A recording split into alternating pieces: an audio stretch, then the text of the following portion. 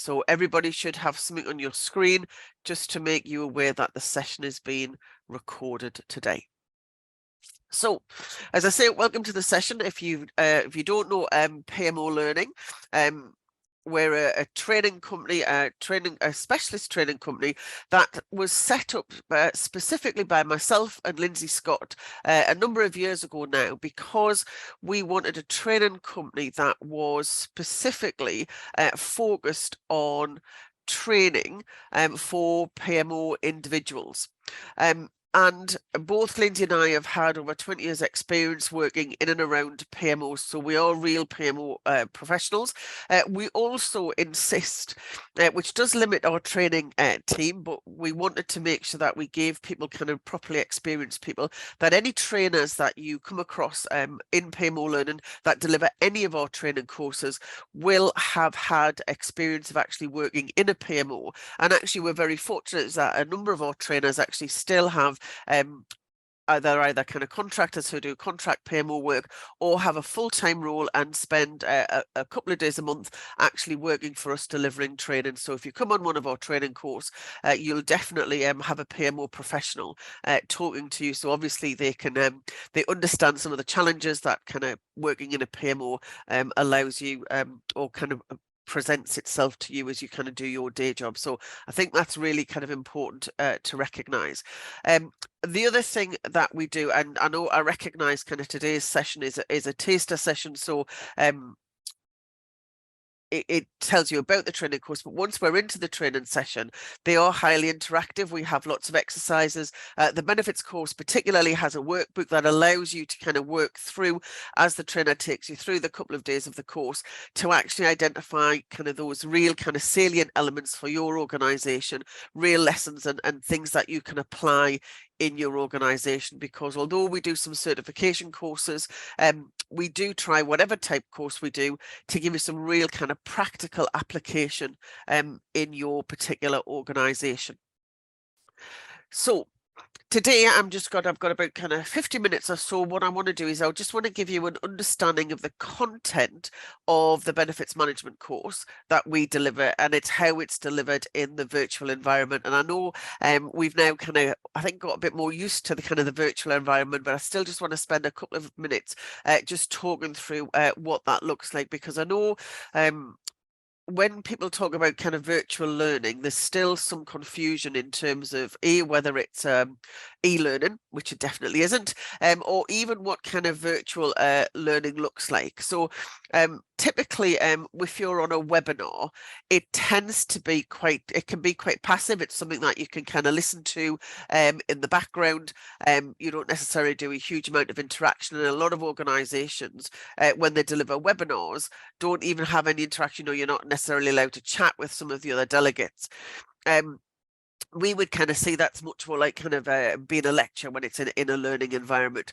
When we're talking about a virtual classroom, we are trying to replicate as much as possible the situation as you would have in a classroom. So we use various sets of technology to make sure that we have the opportunity to have exercises that are relevant, exercises that allow you to share and contribute your knowledge and understanding and experience with other delegates, and obviously kind of glean information, yes, from the trainer, but actually share from other PMO people who are on the course. So we have breakout sessions where you'll work in groups. We have one-to-one sessions. We have exercises in the workbook. And it's probably worth mentioning as well, since the beginning of the year, which feels a long time away, I know we're only a couple of weeks into January, but due to popular demand from our delegates, anybody who attends our course will get a hard copy of the course materials sent out to you at your address. We did do all electronic version, but people wanted a copy of the slides and kind of note-taking ability at home, so you will get a kind of a copy of those. We always, at the beginning of every course, just kind of remind our delegates about what it's like to be on a virtual training course. So unlike today, we do actually insist that everybody kind of has their camera on. We request that you kind of stay visible throughout the day. And even though people are on their PCs, it's really important that we kind of shut down on things like email so we can actually focus on the course. I did have somebody turn up on a course who turned their camera off and said, oh, I won't be on the course because I'm going to be busy doing emails as we go through the course. And very politely informed them that it wasn't that kind of activity. It really was exactly you'd be in the classroom where we were essentially kind of filling in kind of whiteboards, doing exercises, need to be involved in the discussion, which is only really fair for you, but also all of the other delegates and the trainers. So we do expect people to get involved in the exercises. I think it's important to recognise that what we don't expect is everybody to come onto the course and know everything, because you wouldn't be on the course. So the exercises are specifically designed to allow people to ask questions, explore some of the theory, kind of seek some answers to some specific questions they've got, bring up perhaps situations they have in a PMO that they've either worked in or currently working in, to actually kind of go through that. So that's kind of an important part of what's involved in the exercises. So we do understand that kind of there are potentially some challenges with technology. So we do have some technical support available throughout the day. So if ever you kind of do drop out, we've got some contact details to get back in touch and get you back online as soon as possible. So typically we use Zoom as our main delivery vehicle, as we do today. We use all of those kind of facilities. So typically PowerPoint presentation, we use chat and breakout rooms, and we use polls and questions as well, so we can kind of take the temperature as we go through that. So very much kind of using all of the functionality we can. We do have a couple of other technologies as well that we do kind of pick up on. So Mentimeter, which is a polling tool which we use, Miro, which is a big whiteboard. Now for Miro, you don't need to have a log on. We'll as you join the course on the first day, you'll get the link, and all of the exercises will you have access to. Trello is slightly different. When you get your joining instructions, we do ask you to get a user ID so you can get free access to Trello, because we do use that for exercises as well. We check first thing in the morning that everybody's kind of managed to set their ID up, but all of the instructions for that will be sent out to you, as I said, with your joining instructions. It is worth mentioning there's a couple of organizations where some of those tools are not necessarily available. There are some kind of particularly if you're using some of that kind of software within from a corporate usage, then there's licensing, potentially licensing issues. So we do kind of highly recommend that you log on at least kind of 48 hours before the course, check you can get access, check you can kind of get onto those tools. If not, we can be in touch and we can kind of do some workarounds for each of those technologies. So that's really kind of how we deliver the course. That's consistent across all of the courses that we deliver, to try and make the best learning experience for the trainer and all of the delegates that are on the course. I think it's also worth mentioning, we also we don't exploit the fact that it's virtual. We do still limit the number of delegates per course to make sure that everybody on the course has the opportunity to ask questions, to get their questions answered, but also to contribute fully in all of the exercises and do efficient debrief to make sure that we've got a real understanding of the concepts that are being discussed. So before I go into any detail, I just want to take you through in terms of the kind of the course structure of the course content. Some of this information is on the website. Obviously, we go into the taster sessions, we go into a lot more detail about what's actually covered off. So you'll find this on the website in terms of the course objectives. What we're trying to do is really a couple of things. One is actually to help the delegates just understand the key elements that are involved in the full benefits management life cycle and how it links to project and program life cycles. So there are people who come on the course who've done a benefits management course, in which case it's a bit of a reminder. The first bit is a bit of a reminder, but there are people who kind of perhaps worked with a bit about benefits management, but we take the opportunity to cover off that kind of benefits management life cycle, so people are kind of at least got a kind of a shared understanding. We talk through what the key activities are in each of the stages of that benefits management life cycle, talking about some of the tools and techniques that are used and who the roles are and what responsibilities each of those roles have in the activities. And really that's the kind of, you could get that from any other benefits management course. I hold my hand up to that. But this is where we at PMO Learning really add some value, because as we talk through that benefits management life cycle, and what we spend most of the second day doing is actually thinking, well, what does that mean to you as a PMO person? So it's all very well kind of learning benefits management and what's involved, and kind of from a project manager's perspective, the project team, the change manager, etc.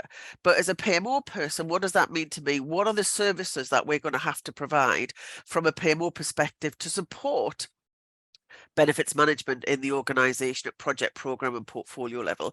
What is it we might have to do and consider when we want to implement that within the organization? So the 2 days are structured. The first day is predominantly kind of covering off the benefits management piece. So we talk just to get, again, everybody up to speed on the fact that the PMO delivers services, and we going to kind of base our conversations on a service-based PMO. We do go through that. We do go through that in a little bit of detail in case we're not everybody's not up to speed with that kind of service PMOs.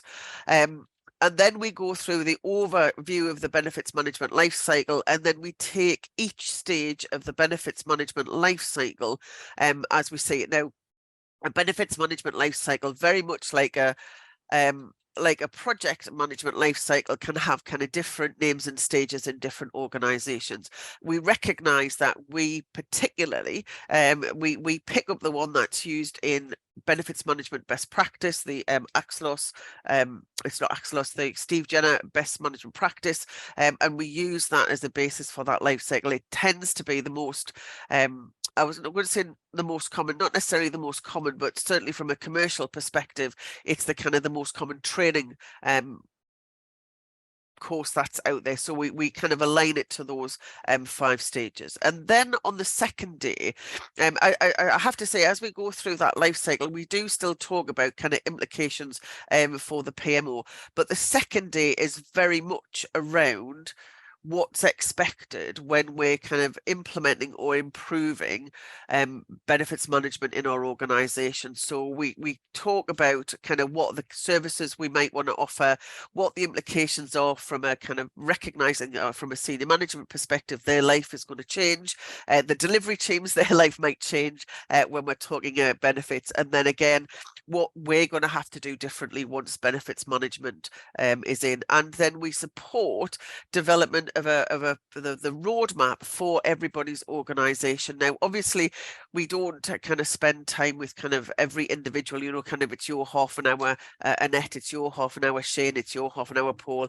What we do as a kind of group, we talk through what those kind of key challenges are, and each of the delegates is provided with a workbook, as I said, so they can start writing down the particular items that are relevant to their organization. And what we'll do is we'll kind of discuss any kind of specific challenges, and then you get the wisdom of the group, not just the trainer who contributes to that, because often we've got people on the courses who've done bits of the benefits management, but not necessarily the end-to-end elements of that. So let's just have wanted to have a just quick cover off some of the elements of the course, just so you can get an idea of the kind of the level of detail that we go down to and some of the items that are discussed. And one of the first things we do is we have to consider what the benefits life cycle looks like, because in a lot of organizations, we have a project delivery framework, and it has elements of the benefits life cycle in it. So you may have, for example, in your business case, you want to identify your benefits and disbenefits. Okay, you may have in your end stage review a list of anticipated benefits and how they're going to be delivered. And what we want to understand is how that end-to-end benefits management life cycle aligns to the project and program delivery cycles. And some of the conversation we have as we go through, we do explore about what's included in the project delivery cycle, project and program delivery cycle, or whether we need to have another framework and whether it's embedded. So there's kind of some interesting discussions in terms of kind of how we formulate that benefits management framework and what's included and where the templates sit and how much they're kind of intertwined. But the first part of the course is really helping the delegates understand kind of where that alignment is. So as I said, we first of all kind of introduce each of the 5 stages in the life cycle, right from kind of benefits identification. So again, we're not talking about the benefits management life cycle at this point, sorry, the delivery life cycle at this point. We're talking purely benefits. So we start off by kind of working out kind of what the anticipated benefits might be, working through how those benefits are evaluated, so how big they are, what's the likelihood of actually kind of bringing them to full realization, who's going to be involved. So really kind of deciding on which benefits we're really going to go after on the project or program. An interesting one again, which a number of organizations perhaps don't spend an awful lot of time on, is actually planning how those benefits can be realized. And again, looking at pulling together a benefits delivery plan, and again, conversations about, is that in the project delivery plan, who owns that, etc. Going on to manage and track benefits realization, and then finally doing a benefits review to consider whether the benefits that we'd anticipated actually were delivered post-project and program. So we go through in a little bit of detail and we talk about kind of what each of those items are. But I think the important thing is understanding where in the kind of the project and the program life cycle we actually kind of do these activities. And the interesting thing about benefits management, it's not like a project delivery or a program delivery cycle. There's not kind of unique independent stages. The benefits management life cycle is actually cumulative. So once you start doing benefits identification, you will continue doing benefits identification for the whole of the project and program, because as you're kind of working through delivery, you'll actually kind of think, oh, actually, there's a benefit I hadn't anticipated, and now I need to kind of go back and potentially include that in the business case. And if I've identified an additional benefit, say through the planning stage of the project, then actually I'll still need to go through the evaluation, and I'll still need to kind of add in terms of how I'm going to plan to actually kind of deliver and realize that benefit. So very different to a project life cycle, kind of much more kind of cumulative effects. So we then kind of walk through what it might be like for a project or a program. So what we've got up there is a kind of a standard program management life cycle: identify, define, deliver those tranches of the program and close. They're all not to scale those individual kind of phases of a program, and then on to business as usual. And as I said, benefits identification will start as we identify the program and will continue through. Evaluation will be done. Again, we'll start through the identify phase when we're starting to put the program business case together. Oh, sorry, apologies for that. Sensitive mouse. And the benefits planning. So as we go into the define stage of the program, the planning phase of the program, we also need to do the benefits planning. And benefits realization actually starts through the delivery of a program, because as we know, program management includes the delivery of benefits because you've got multiple projects. So even in the kind of the delivery stages of the delivery phases of a program, we're going to do benefits realization. And then we'll be doing, as we close the program, we'll be looking at whether we've delivered the benefits we'd anticipated. And once that's kind of fully into business as usual, and we'll have an agreed endpoint to recognize whether overall the benefits have been delivered. Now, I don't know whether anybody spotted that benefits identification continues into business as usual. Anybody spot that? That's not a mistake on the slide.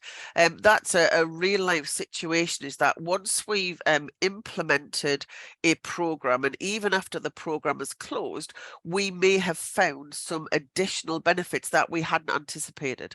You know, so there are potentially some positive unintended consequences of delivering the program, and therefore we still need to want to be able to kind of track and understand whether we want to kind of add them into the review, and again do some additional work to support the exploitation of the services and the capability we've delivered to the organization to get even more benefits. So we do recognize that there is some additional, again, when we're thinking about support from the PMO perspective, kind of right through to the closing of the program, and understanding our relationship with business as usual to make sure we're continuing to kind of track those benefits.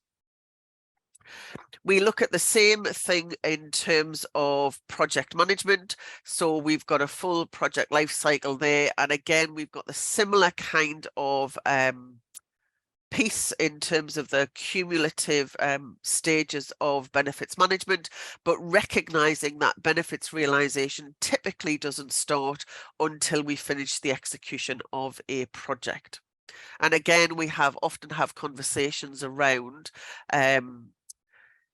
individual organizations project management life cycle, because some project management life cycles finished at project close, whereas some project management life cycles actually have the extended project life cycle and talk about the benefits realization piece. So again, some interesting kind of differences between different organizations' delivery life cycle. And certainly from a PMO perspective, if our project life cycle finishes at project close, we may not even do program management. If our project life cycle finishes at project close, we have to start thinking about, well, how do we then track and report benefits back up to the senior execs after project close, if that's all our current reporting is set up to do. So that's certainly something we consider. Now, we didn't want to just do waterfall or projects. We did recognize that benefits management is also important as we go through the agile delivery approaches as well. So we've taken agile kind of scrum delivery on projects. Now, essentially, the benefits life cycle is exactly the same. We still go through the same 5 stages of the benefits management life cycle. It's still cumulative, but it just kind of plays out differently as it interacts with the agile life cycle. So benefits identification, evaluation, and planning is actually what drives what's going to be in each of the time boxes as we go through delivery. When we go and do releases, then as it goes into business as usual, we'll once again do the evaluation and planning based on what's actually going to be delivered out from that release, because it might not be everything that we'd anticipated when we did the planning for the kind of the various time boxes before we did that release. But benefits realization and benefits review are still done once that's gone live. And again, every time we do, we have a new sprint, we'll have the benefits identification, evaluation and planning prior to identifying the time boxes in the sprint, but then also as it comes out, re-evaluation and doing the benefits planning, which will feed into the kind of the longer term benefits realization and benefits review. So again, all of the activities that we talk about in identification, evaluation, planning, realization and review will still apply regardless of what delivery life cycle you use for your projects. We also look at continuous delivery.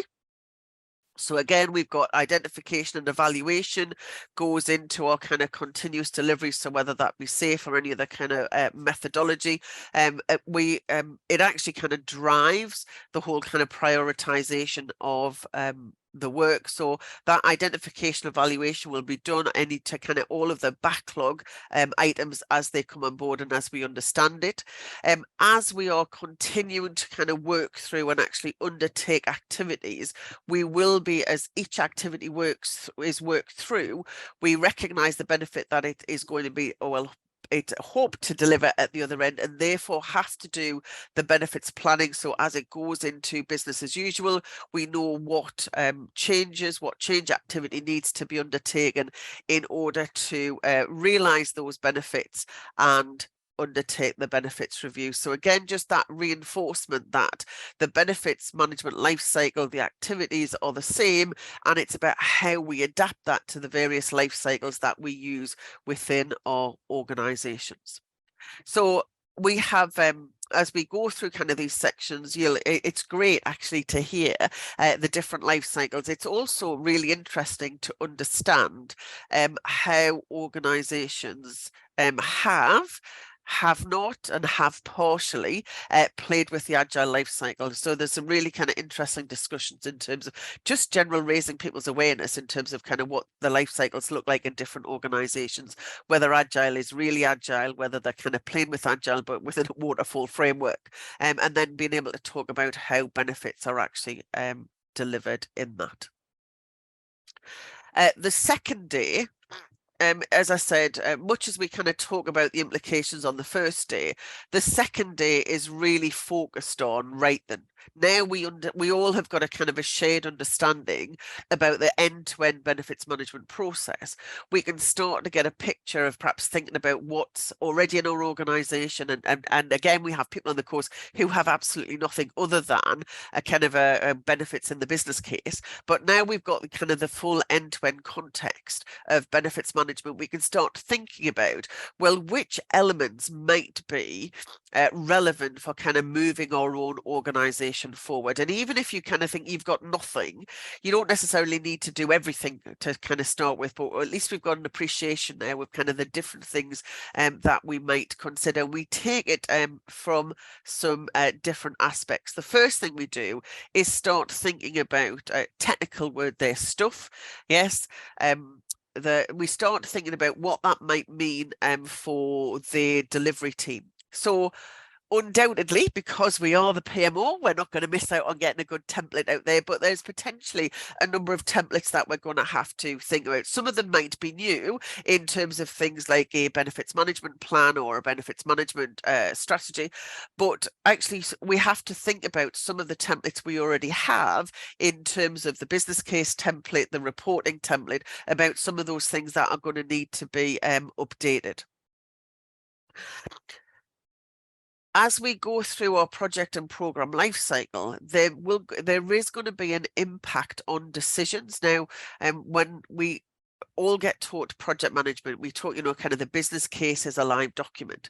If you're not, if you don't have a big focus on benefits management, typically those stage gate conversations are really going to be about, have we got enough time left? Have we got enough money left? Do we have the kind of the technology to be able to do what's needed with kind of all of this stuff that we want to deliver on the project? Once we start being a bit more benefits focused, then actually the information we have around decision making changes slightly, or kind of having to update the kind of the benefits information, bringing that into the conversation. So actually, even if we can afford it, even if we have got the time, we still might choose not to implement certain aspects, or might not proceed because the business case just no longer hangs up. So we kind of really go back to kind of a more kind of textbook version of kind of some of those decision gates. The other decisions, when it comes to kind of change control, so new changes, as changes come in and get introduced to the project, again, we may have the time and money to complete those changes, but actually they add no benefit. or there's a disproportionate investment to get those change in benefits. So it forces us to kind of look at all of those decisions. And again, from a PMO perspective, what support do we bring? What information do we provide? What documents do we produce when each of those decisions are made? And which of those elements need to change? Now we're going to be focused on benefits management. So, again, as I mentioned, there is a delivery framework that we have to think about. So, you know, kind of, we talked about the benefits life cycle there. How do we document that benefits framework? Do we fully embed it within the project and program management frameworks? Do we have it separated? So when a project comes on board, they say, right, then we've got some activities from the project delivery framework and the benefits framework. Do we have two plans? Do we have the same plan? So again, all of that needs to be thought about. And if you've got your, you know, you've got your nice little kind of set of templates on an intranet site, potentially you're going to have to put some more things, some more links on there, thinking about again, not just kind of the delivery of that, but kind of how you're going to train that out, how you're going to kind of support and mentor people and coach people through that method. And again, you know, as we do through our project delivery method, are we going to kind of pick up some best practice? Is it going to be developed in-house? What's the kind of the terminology we're going to use? What are the kind of tools and techniques that we want to pick up? Do we have a system where we want to do some kind of benefits management, and we need to kind of update the system to support that? Certainly one of the things that we have quite a few discussions is that benefits don't just deliver themselves. And one of the things I often kind of refer back to when I'm delivering this course is we would think somebody was mad if they had a conversation at the beginning of a project and then just kind of expected the project to deliver. It amazes me how many organizations write the benefits in the business case and then deliver the project and just assume, yes, the benefits are just going to be delivered without really recognizing that there are activities that where we'll have to do some business change. So we talk about kind of change management, the link to change management. Again, we have a similar conversation about your organization may have a change management methodology, process, framework. If not, it kind of how do we want to embed that in the project delivery framework and the benefits management framework. We also talk about some of the links to risk management. So typically, organizations' risk registers are very much around the risk to project delivery.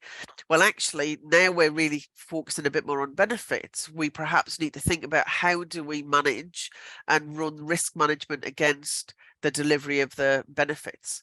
Yes, so, you know, we may have not very big risks associated with delivering the project, because that's, you know, kind of that's fine.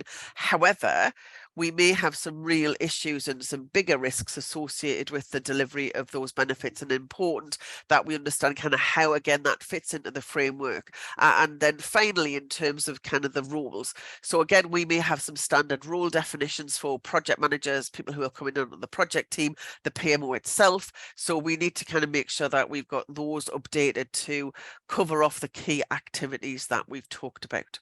So stuff for the delivery team that we cover off and think about what the implications are from that.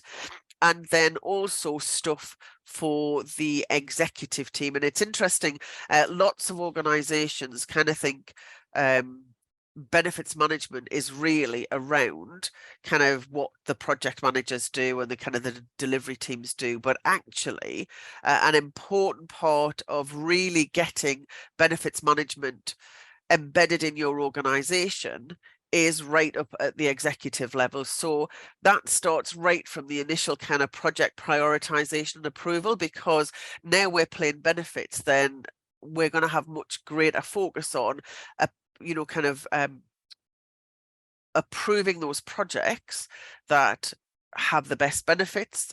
When I say the best benefits, what we mean is those aligned to kind of strategy, the ones that are really going to take the organization forward. So what does that mean for our prioritization process? And sometimes that becomes interesting in terms of the behaviors of the senior executives, in terms of what they kind of present. Providing evidence of the benefits can be a kind of a real challenge. Again, we want to think about what reporting is now going to go up to senior management. So typically, in a lot of organizations, we have reporting based on projects that are in flight, and there's an awful lot of focus on actually on the projects delivering and going to hit their go live date. Certainly when we start to have a better understanding of benefits, what I often try to encourage the senior managers to do is actually forget about project delivery, and kind of say that with the best will in the world, because actually what I want you to focus on is not whether the project's delivering on time, but whether the benefits are going to deliver on time. Because if the benefits deliver on time, then actually we're going to be building the organization as we see fit. So there's a very kind of different feel perhaps to some of the reporting at the very senior level in terms of kind of that alignment to strategy. What it also does, it really does have a much greater emphasis on the role of the sponsor, because as projects finish and programs finish, the project manager and the program managers disappear. So if we really have got this focus on benefits post go live, then it's the sponsors are really going to have to kind of step up to their role, and benefits owners in the business as usual. So that's quite a challenge, and I've done a lot of work in organizations about going back into the organization to say, regardless of what you've got on the kind of the project delivery aspect, unless we get those kind of sponsors bought into and really kind of living it post go live, you're not going to get some of the benefit from that. So we've talked a bit about strategic alignment. Now, it always kind of makes me smile, because there's this assumption that every organization has got a lovely, well-defined strategy with some really good kind of hooks into all of the projects and programs. And again, that's not always the case. So we do have a conversation around, kind of if we've got that, what that might mean, but also in terms of kind of project prioritization, approval, and how those two link together. And then finally, when I talk to a lot of PMOs, they have great relationships with the delivery teams. They have kind of great relationships or good relationships with kind of the senior management and the kind of portfolio management element, but they don't necessarily have any contact with kind of operational business as usual. And once we start looking at certainly benefits realization and review, that takes us past project and program delivery. So actually we're going to have to start thinking about how do we link through to operations, and how do they report on the benefits, and where does that come from? So sometimes that might come through the sponsor, sometimes that kind of comes through the PMO. So potentially when we're implementing benefits management, we're going to have to think about our relationship with the operational part of the business as well. So quite a bit to think about. And certainly from a PMO perspective, when we talk about some of the services that they might be having to offer going forward, let me just get that up in terms of supporting delivery.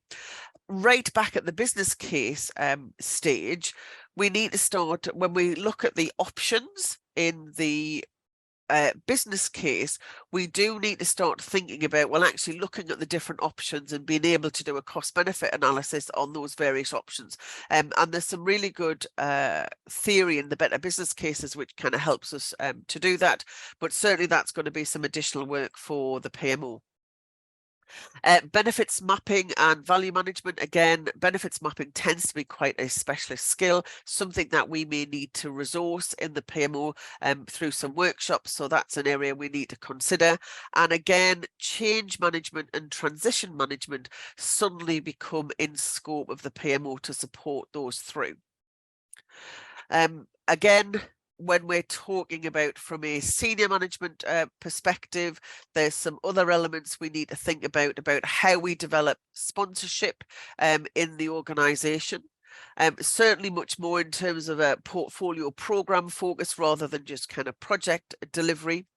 That whole kind of benefits identification business case, really getting the senior manager's mindset around benefits and what the kind of the business case is, not just because we want to do that. The things that are going to be escalated up. So if we have a portfolio delivery meeting, that we're now going to be escalating up not just issues with project delivery, we're now going to be escalating things to do with benefits delivery as well, and as I said, the risks associated with that. As we mentioned, reviews and gates, and it isn't just about kind of doing the process, it is going to be about supporting the senior executives, the project managers and the sponsors, how those reviews and gates are going to be undertaken and the information that's going to be provided. And as I mentioned, post-project reporting and evaluation. So the chances are there's going to be quite a bit more work from the PMO. And again, it's about understanding where those reports are going to go to, what kind of responses that are required.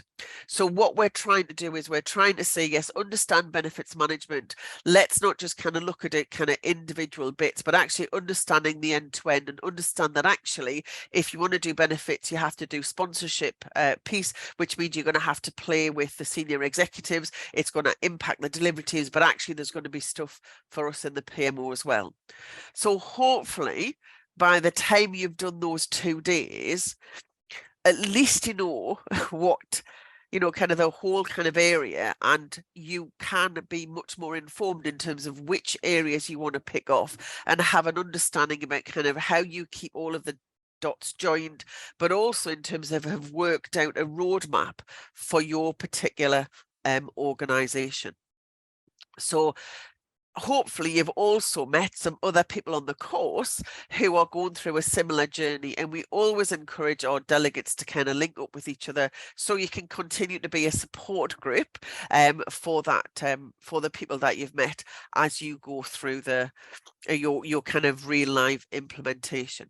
Now, what we also do following any course is we do provide some further help and support. So if you've come as a single individual on the course and you think, well, actually, that all feels a little bit daunting, Aileen, for me to kind of come and do it on my own. What we can do is we can come and work with you and your team, work through your roadmap and bring your roadmap to life for you, and actually kind of help you kind of get a plan for implementation in your organization.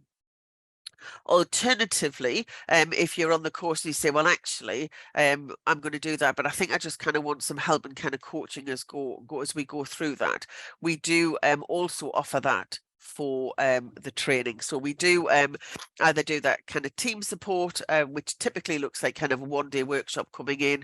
We can do one-to-one coaching, either kind of on a weekly or a monthly support going forward, if you want some further support. So they're not included in the course, but that's just some further help and support if required. So that's my kind of 45-minute run through. Hopefully it's given you a flavour of what's actually kind of included on the course, how we particularly at PMO Learning kind of support you as PMO individuals to go through that.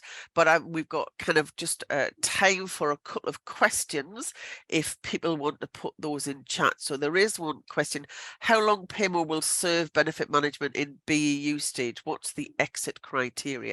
Okay, so that's a question that's come up there.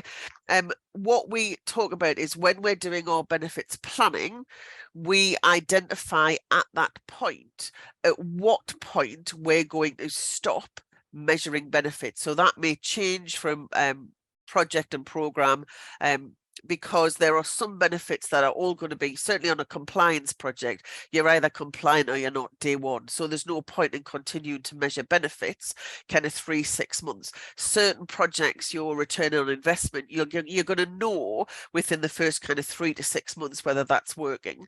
And there are other investments where actually we may need to kind of be in kind of 12 months, 2 years before we really understand that. And again, what we talk about in the benefits planning is whether we want to do reporting on a monthly basis, or what we do is we do a review a month after go live or 3 months after go live, and then actually we just do, rather than do kind of monthly reporting, we plan to do a one-off study at the end of 2 years to kind of go and do some analysis. So as we go through the planning process, we'll decide how long that we're going to do that reporting and how that's going to be undertaken. So we can do kind of benefits review in different ways. So hopefully that's answered your question, Sashlani. But we'll, as I say, we can go into kind of more detail on the course. We talk about some of the kind of the tools and techniques and the support that's required by the organisation.